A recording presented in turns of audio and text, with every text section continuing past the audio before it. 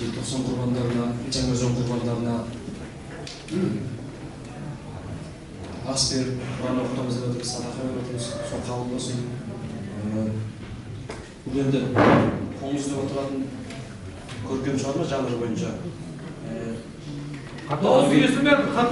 Дөңгей біздің кейінде басқа қаламгерлер шынайы нақты деректі романдар жазылып жатыр. Біз өз жағымызша көркем роман қолымыз деп аталады. Бұнда енді қарапайым екі отбасы, мұнайшының екі отбасының оқиғасы, тұрмысы, өмірі төңірегінде өріп, сол жаңағы трагедияға дейінгі ахуал суреттелген. Оны енді өздеріңіз оқушылар көресіздер, бағасын бересіздер. Енді осы біздің кішкентай нәспеттеп, осы алқалы жиынға келіп, осының таныстырылымын жасап, соңын кешіп жатқан осы Жанболат сіздердің партияға, сіздерге көп рахмет, алғысымды айтамын. Жалпы енді әлемде біз енді әдебиетшіміз ғой өзімізше. Жаңағы Түркияны айтайық, қазір Нобель сыйлығының иегері Орхан Памукты, Қытайдағы Моянды айтайық, Нобель сыйлығының иегері. Тағы Түркияның Иван Неви деген жазушы бар, соларды айтайық. Халид Хусейнді айтайық, Ауғанстанның қазіргі Америкаға барып, сол жақта жасап жатқан. Бәрінде сол өз жасап жатқан қоғамының көркемшілдігі қағазға түседі, жазылады, айтылады. Осындай дәстүр біздің қоғамда ғана кенжелеп қалған, бәріміз өзімде тарихты жаздым, бұрын жылқатылған жаз деген бұрын репрессияға ашты қуғын-сүргінге байланысты 2 жыл бұрын роман шыққан. Енді біз олай тарихты өткенді жаза бергенмен де қана әлемдік тәжірибеге қарасақ, ол да бір дұрыс нәрсе емес екен. Біз неге өзіміз өмір сүрген қоғамды жазбаймыз? Біз өмір сүрген өзіміздің заманымызды жазбаймыз? Неге кешегі трагедиялар үнсіз көңіл күйінде қалады деген сұрақ мені мазалаған. Өзім жаңа шетелдің жазушыларын көп оқыған соң сол үшін осы тақырыпқа бардық.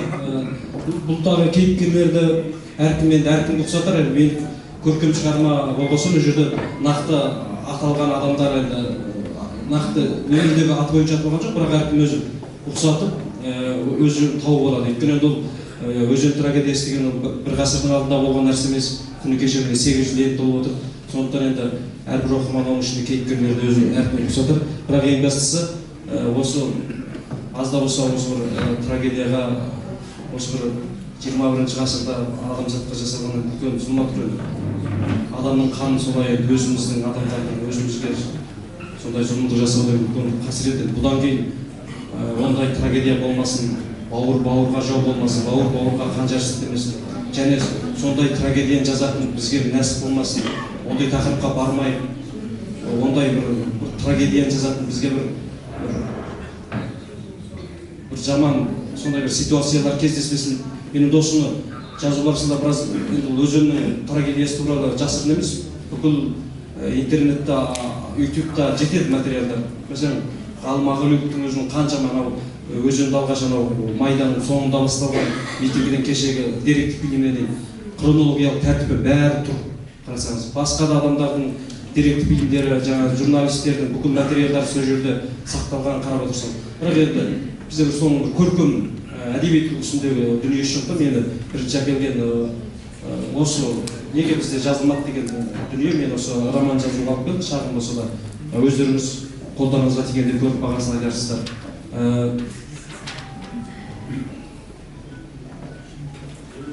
Екі қабыл болсын, артық кем жер болса, оқырман сіздер ғой, кешірерсіздер. Бізден кейінде бұл қаншама мың адам қатысып тұрмасында, бұл жаңа митингіге қаншама отбасы зиян шекті, қаншама азаматтар азап шекті, өлді. Солар туралы жүздеген, мыңдаған романдар жазылар. Өйткені менің жазу объектім енді сол екі отбасынан ары қарай көркемдік заңдылығы бойынша әдебиеттің жаңағы өз принциптері бар ғой, сол бойынша ары қарай мен өрбітуге мүмкіндігі болмады.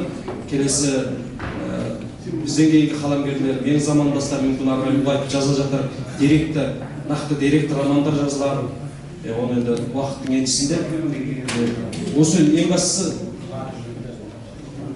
осындай трагедиялар болмасын, ондай 21 ғасырда ондай трагедиялардың орын алатыны үлкен қасірет. бүгінгі ниет садақа қабыл болсын, амандықта, саулықта сіздермен жүздесе берейік.